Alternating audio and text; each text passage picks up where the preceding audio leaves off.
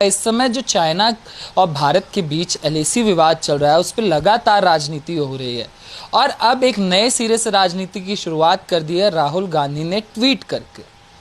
और लगातार कांग्रेस का ये जो एलिगेशन चल रहा है कि भारत सरकार बहुत कुछ छुपा रही है हमसे चाइना के मामले में। इसी पर चर्चा करने के लिए समय हमारे साथ पॉलिटिकल एनालिस्ट ममता काले जी जुड़ी हुई हैं। मैम से जानेंगे मैम के क्या विचार है सारे मामले को लेकर।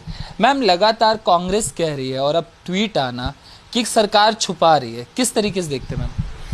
देखिए जितेंद्र, सबसे पहली बात यह है कि राहुल गांधी जो कांग्रेस पार्टी का 50 साल का मंदबुद्धि लड़का है और अपने आप को युवा नेता कहता है 50 वर्ष की उम्र में भी, उसको ना तो ये समझ है, ना अकल है और ना ही उसके जो चेले चपाटे हैं वो उसके दिमाग में ये अकल डाल सकते हैं कि जब देश की सुरक्षा की बात आती है या सामरिक नीतियों की बात आती है तो उनका जो ढोल है वो मीडिया के सामने नहीं पीटा जाता।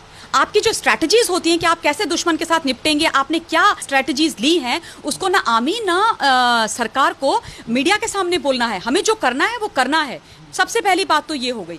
दूसरी बात, राहुल गांधी किस अथॉरिटी और किस हक से चाइना के ऊपर शब्द भी एक बोलते हैं? पूरी कांग्रेस पार्टी कैसे बोल सकती है? ये भूल गए हैं क्या कि अगर आज अक्साई चीन की जो समस्या हमारे सामने है वो किसकी देन है? इनके नानाजी पंडित नेहरू, चाचा नेहरू की देन है। देखिए, जब 1947 और 48 में जम्मू कश्मीर को लेकर के हिंदुस्तान ने लड़ाई लड़ी थी पाकिस्तान के साथ, उस वक्त जब युद्ध चल रहा था और हम बिल्कुल पीओके को भी अपने पास लेने वाले थे, कुछ दिन और चलता पीओके हमारा होता, नेहरू जी ने एक तरफा युद्ध विराम लगा दिया और उस समस्या को लेकर के चले गए वो यूएन में। क्यों गए यूएन में? ना वो रुकवाते, ना पीओके होता और ना आज अक्साई चीन की ये मुसीबत होती। क्यों? क्योंकि उसके बाद जो है पाकिस्तान ने हमारा अक्साई चीन जो है चाइना को गिफ्ट कर दिया। तो भैया, तुम्हारे पूर्वजों ने ये परेशानी हमें दी है, उसको आज तक हिंदुस्तान झेल रहा है। ये स्थिति हो गई है उसके बाद से कि हमें जो है हमारी बहुत बड़ी फौज और बहुत बड़ी अर्थव्यवस्था का हिस्सा अपने वो बॉर्डर्स को गार्ड करने में लगाना पड़ रहा है। वो पैसा हम जो है अपनी विकास में लगा सकते थे, वो हमारी जो फौज थी वो कहीं और इस्तेमाल हो सकती थी। तो राहुल गांधी किस मुंह से बोलता है? इसकी बिसात क्या है इस तरीके की बात करने की? पहली बात। दूसरी बात, जब भी जितेंद्र हिंदुस्तान की एकता अखंडता का प्रश्न आया या जब भी हिंदुस्तान वर्सेस दुश्मन आया, तब राहुल गांधी ने खड़े होकर अपने देश का साथ नहीं दिया है। उसने बाहर वालों का, दुश्मन जो हमारे देश हैं, मुल्क हैं, उनका साथ दिया है। मैं आपको दिलाती हूँ याद, 2017 में जब डोकलाम हुआ था, उस वक्त जब वो स्थिति चल रही थी डोकलाम की और हमारी जो सरकार है, हमारे जो माननीय प्रधानमंत्री जी है मोदी जी, इतनी अच्छे से उसके साथ डील कर रहे थे, ये व्यक्ति राहुल गांधी तब कांग्रेस का वाइस प्रेसिडेंट हुआ करता था, ये मिलने चला गया चाइना के डिप्लोमेट से और उसके बाद जब बहुत बारी पूछा भी गया तो इन्होंने बोला कि नहीं, मैं नहीं गया। ये सच्चाई तो चाइना ने अपनी वेबसाइट पे लिखी कि हम जो हैं, हमारी मुलाकात हुई है कांग्रेस पार्टी के vice president mister Rahul Gandhi से और उनके साथ हमने डोकलाम को डिस्कस किया। जब उन्होंने लिखा तब भाई साहब ने ओन अप किया कि हाँ, मैं मिलने गया। शर्म नहीं आती थी इनको? क्या ये थे क्या? ये देश के प्रधानमंत्री थे, ये देश के रक्षा मंत्री थे, ये देश के गृह मंत्री थे, ये किसी सेना के क्या चीफ थे? क्या ये वर्दी पहने हुए कोई सैनिक थे जो ये मिलने चले गए वहां पर चाइनीज डिप्लोमेट से? किस हैसियत से गए? क्या होता है कांग्रेस पार्टी का वाइस प्रेसिडेंट? क्यों गया ये? क्यों नहीं लोग इनसे ये प्रश्न पूछते हैं और आज तुम इस तरीके का ट्वीट करते हो? अब मैं आपको बताती हूँ, इनका दूसरा एग्जाम्पल देती हूँ कि किस तरीके से इन्होंने इससे पहले भी उसके बाद भी देशद्रोही की बात करी है।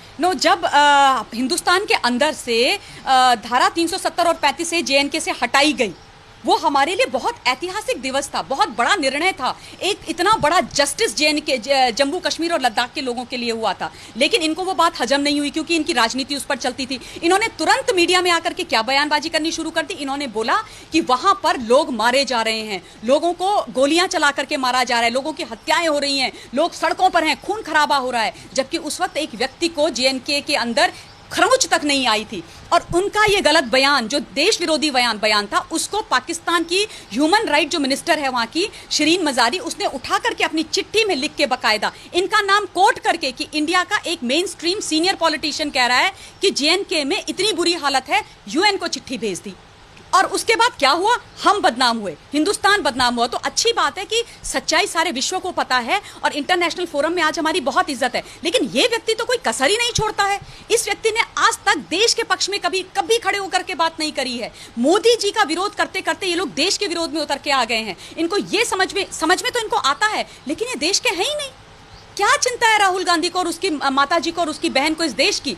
अब आप ये बताइए, आर्मी के ऊपर ये तंज कसते हैं, आर्मी को ये बुरा भला बोलते हैं। ये वही लोग हैं ना जो आर्मी के चीफ को सड़क का गुंडा बोलते हैं। मैं इनकी पोल पट्टी और आगे खोलना चाहती हूँ। देखिए, इन्होंने औरत के लिए 1 रैंक 1 पेंशन के लिए आर्मी एयरफोर्स बोलती रही, इन्होंने कभी नहीं दिया। वो आप छोड़िए, आप सोचिए जितेंद्र, ये देश आज अगर हम स्वतंत्र हिंदुस्तान में बैठे हैं, इस स्वतंत्र हवा में हम सांस ले रहे हैं, किसकी बदौलत है? हमारे वर्दी वाले लोगों की वजह से, हमारे वीर जवानों की वजह से। वो शहीद हुए, इसलिए आज हम स्वतंत्र हैं। आज भी जब वो बॉर्डर्स पर हमें गार्ड करते हैं तो हम यहाँ पर बैठ करके इंटरव्यू कर रहे हैं, सुरक्षित हैं। लेकिन इनके पास, जब सोनिया गांधी जी के पास ये निवेदन गया कि कृपया करके आप देखिए, हिंदुस्तान को आजाद हुए इतना टाइम हो गया है, एक वॉर मेमोरियल आप बना दीजिए उन शहीदों के नाम का, दिल्ली में बना दीजिए। तो मैडम ने साफ मना कर दिया। उन्होंने बोला वॉर मेमोरियल मैं 1 इंच जगह नहीं दूंगी। और अब जो है हिंदुस्तान के माननीय प्रधानमंत्री जी ने वॉर मेमोरियल बनाया, और जिसके लिए इन्होंने बोला था कि इंडिया गेट की स्वतंत्रता सुंदरता खराब हो जाएगी अगर आप वहां पर बनाओगे। अब आप जाकर के देखिए, आप कितना खूबसूरत वॉर मेमोरियल बना, और इतना बढ़िया वहां पर होता है। हर रोज एक शहीद परिवार वहां पर आता है, ट्रिब्यूट देता है अपने परिवार के उस शहीद की शहादत को, और उनका भी सम्मान किया जाता है। जिन लोगों ने ये हरकत करी है वो बात करते हैं कि आप जो हो आर्मी और एयरफोर्स और नेवी और पैरामिलिट्री फोर्सेस से आप प्रश्न करोगे, शर्म नहीं आती आपको? मैं बताती हूँ आपको, जब उत्तराखंड के अंदर आपदा आई थी 2013 में, तो भाई साहब मंदबुद्धि व्यक्ति ये गए वहां पर कि मैं आपदा का परेशानी देखने जा रहा हूं। इन्होंने वहां जाकर के क्या किया, जो आर्मी वाले जवान बेचारे जो वहां पर सेवा कर रहे थे, काम कर रहे थे राहत का, उनको उनके टेंट से बाहर निकाल दिया और खुद आराम फरमाने अंदर चले गए।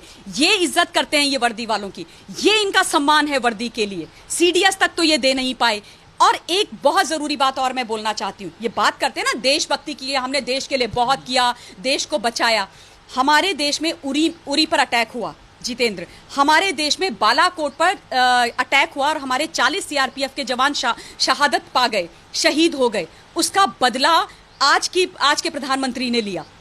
उन्होंने सेनाओं के साथ खड़े होकर के उरी का बदला भी लिया सर्जिकल स्ट्राइक से, और बालाकोट का बदला लिया एयर स्ट्राइक करके। उनके घर में घुस के आतंकियों को मारा, उनकी छाती पर बैठ के आतंकियों को मारा, और ये बता दिया पाकिस्तान स्पॉन्सर्ड आतंकवादियों को कि ये नया हिंदुस्तान है, छेड़ोगे तो काट के रख देंगे तुम्हारे घर में घुस करके।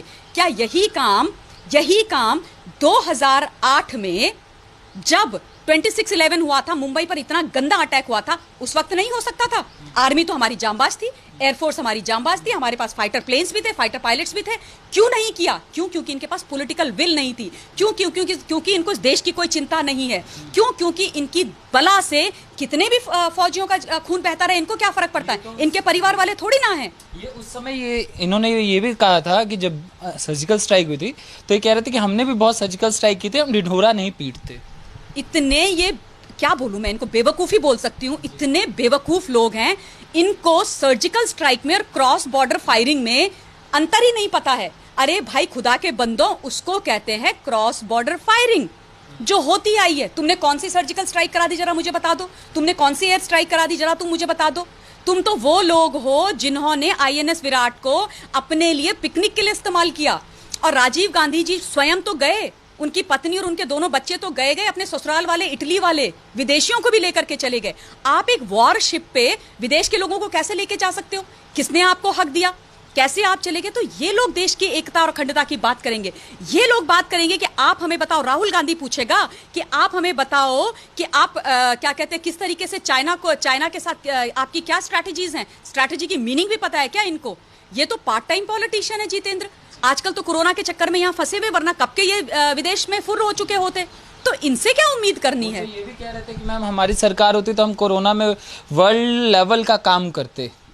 उन्होंने ये भी कहा था कि अगर ये हमारी सरकार होती, ये सरकार नहीं होती, तो हम इसको वर्ल्ड क्लास व्यवस्था बना देते। हाँ, ये बात मैं अग्री करती हूँ, बिल्कुल सही बोला, वर्ल्ड क्लास व्यवस्था बनती। पूछो कैसे? बिल्कुल जैसे वर्ल्ड में हो रहा है ना, विकसित राष्ट्रों में लाखों की तादाद में लोग मर गए हैं, यहाँ भी लाखों की तादाद में लोग मर चुके होते। जो संख्या, जो हमारा मोर्टालिटी रेट अभी विश्व में सबसे कम है, वो विश्व में सबसे ज्यादा होता। जो हमारा रिकवरी रेट आज ऑलमोस्ट 50% पर पहुंच गया है, वो जो है यूएस और इटली और यूके वगैरह के तर्ज पर होता। यहां पर भी, हिंदुस्तान में भी हर एक घर में अभी तक 2-2, 3-3 मृत्यु हो गई होती। तो ये बात राहुल गांधी ने सही बोली है कि बिल्कुल बिल्कुल विश्व की तर्ज पर करता और लाखों में लोगों को मरवा देता, क्योंकि निर्णय तो लेते ही नहीं। आज इनको तकलीफ पता है क्यों है? जो अब जो है अनलॉक भी शुरू हो गया, तब भी ये लॉकडाउन का रोना रोते हैं। इनको तकलीफ क्यों है मैं बताती हूं। क्योंकि इनकी क्या इच्छा थी कि हिंदुस्तान के अंदर सही निर्णय ना लिए जाएं, समय पर लॉकडाउन ना हो, लाशें बिछ जाएं और उन लाशों के ऊपर ये राजनीति करें।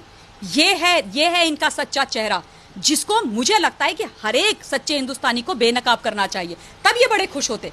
पर आज जो है ये कहते हैं कि नहीं नहीं नहीं नहीं, लॉकडाउन करके बहुत गलती कर दी। क्योंकि अब करेंगे क्या? मृत्यु दर तो, मोर्टालिटी रेट तो बहुत कम है, रिकवरी रेट तो बहुत हाई है। तो राहुल गांधी, सोनिया गांधी जी और प्रियंका मैडम की तो ठप कहानी। तो यही तो बात करेंगे ये। तो अब जो स्थिति चली है मैम, ये जो सारा अब चल रहा है, ये बार बार राजनीति करना क्या मतलब सही है? जो बॉर्डर की सारी विवाद चल रही है, सरकार है, आर्मी है, सब देख रहे हैं, मगर इनका कहना कि हमें भी बताओ। नहीं, पर आप मुझे ये बताओ, ये होते कौन है पूछने वाले? इनको क्यों बताओ? राहुल गांधी क्या है? विपक्षी दल है, हम इतनी बड़ी विपक्षी दल है, हमें काहे का विपक्ष? कौन सा विपक्ष? सीटें पूछो इनकी कितनी हैं?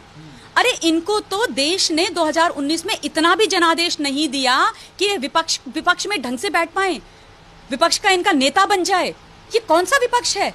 और ये खुद को विपक्ष कहते हैं। इतने ये डिस्ट्रक्टिव माइंडसेट के लोग हैं। इन्होंने आज तक 1 पैसे का, 5 पैसे का 1% कंस्ट्रक्टिव ऑपोजिशन नहीं किया। देखिए, ऑपोजिशन में भाजपा रही है, सालों साल रही है।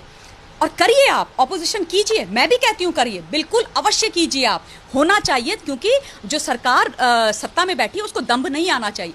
लेकिन आप ऑपोजिशन उनकी गलत नीतियों का कीजिए, कंस्ट्रक्टिव ऑपोजिशन कीजिए। जब सरकार सब कुछ सही कर रही है, जब देश के प्रधानमंत्री सब कुछ सही कर रहे हैं, तो क्यों, किस बात का ऑपोजिशन? और ऑपोजिशन में और देश विरोध में बहुत फर्क है जितेंद्र। आप जो है देश के प्रधानमंत्री का ऑपोजिशन कर सकते हो, विरोध कर सकते हो, लेकिन उनका विरोध करते करते तुम देश विरोध पे उतर आते हो और फिर तुम चाहते हो कि तुम्हारे लिए कोई कुछ ना बोले। तो ये तो नहीं चलेगा ना भाई। आप तो जाके इटली में बस जाओगे, हम तो हिंदुस्तानी हैं, हमें तो अपना देश प्यारा है, हमें तो अपनी मट्टी प्यारी है। और तुम अगर हमारे देश में बैठ करके, इसी देश में तुम जो हो राजनेता बनो, राजनीतिक खिताब लो, बढ़िया सफेद स्टार्च लगा हुआ कुर्ता पैजामा पहन के घूमो, और उसके बाद तुम उम्मीद करो कि जब तुम ऐसी बेतुकी बातें करो तो तुमसे प्रश्न भी ना करें, ये नहीं चलेगा।